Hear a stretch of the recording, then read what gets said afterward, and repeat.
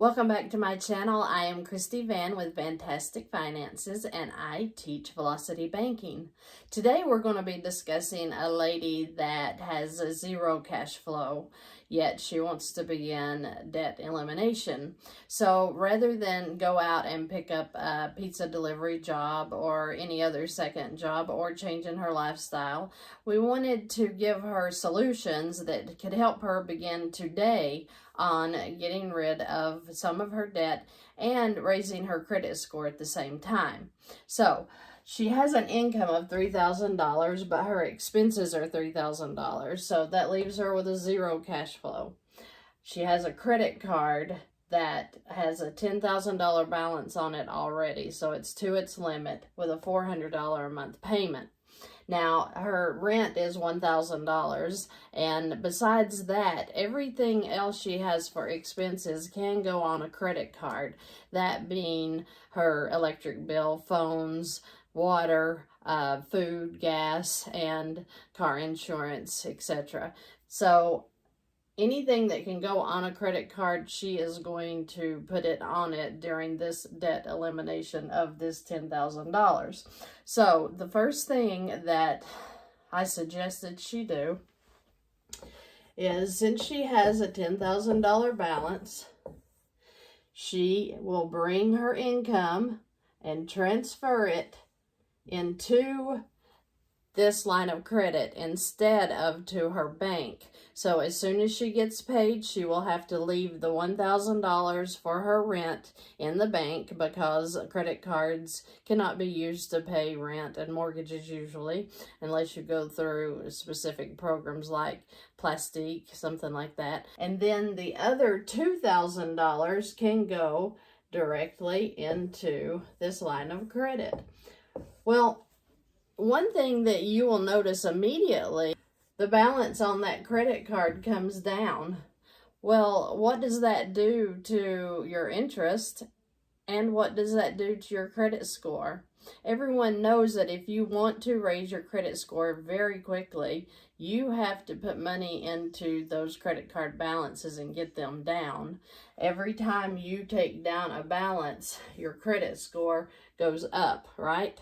So this is a terrific way for her to raise her credit score really quickly and help knock out some of that interest that she's paying on this 21% credit card. Now, she automatically has everything set up where it's coming out of the credit card. She will swipe her credit card when she needs gas. She will swipe her credit card when she needs food, groceries.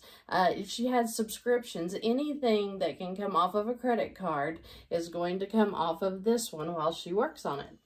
So when her balance comes down to $8,000, of course she's going to have $2,000 in expenses coming out. Well, not necessarily, because when she started using the credit card in this manner, guess what happened? That $400 payment went away. So what does that mean? What does that make this balance do? What happens to the credit card balance when you are satisfying this $400 a month by just putting in your income? So since she satisfied that, then her expenses to come out now will only be $1,600, because the $400 stays in there. So now when she adds this, her balance will go to $9,600. It's gradually growing back up to this $9,600, which keeps the interest low because they are figuring your interest on the average daily balance.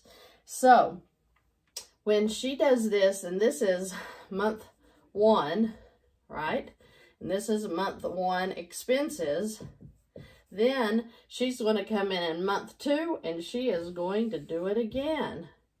So we'll put in the $2,000, and what happened? Immediately her balance is down to $7,600. That is going down pretty fast. That's 2 months. She's already hit the $7,600. Now, yes, in her second month, those expenses are going to start coming back out again, right? But remember, this $400 is gone. Now this satisfies that payment, and she will only have the $1,600 that she needs for her expenses, okay? So if we have the $7,600, then we add back in her $1,600 expenses that she will have for month 2. Then she is back up to $9,200. So do you see how now she has a little bit of money to work with, because her balance is at $9,200 in the second month. So beginning her 3rd month, she will do it again. So here comes her income, $2,000. Immediately taking her balance down to $7,200. And there's her low balance again. So on one day, she could have the average daily balance at $7,200. That's going to look great on her credit report, better than the $10,000 that she's had it standing at for about 2 years now, and she's paying all of this interest, right?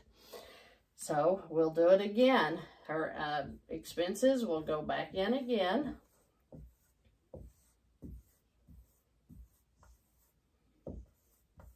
Look at here. Beginning the 4th month, she will have an $8,800 balance. Now, this will happen every month until this card is paid off. So her balance at the beginning of the 4th month is $8,800. In the 4th month, her income, minus her rent, of course, is going to come off, bringing that down to $6,800. This is income month 4.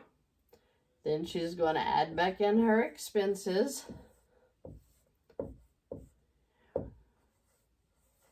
Then she'll be back up to $8,400.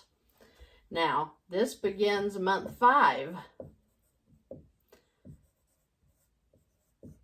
So this is going to happen again. We're going to do the 2,000.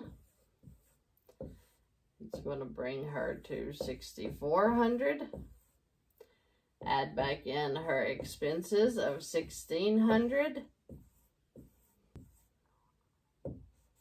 So she's at $7,000, right?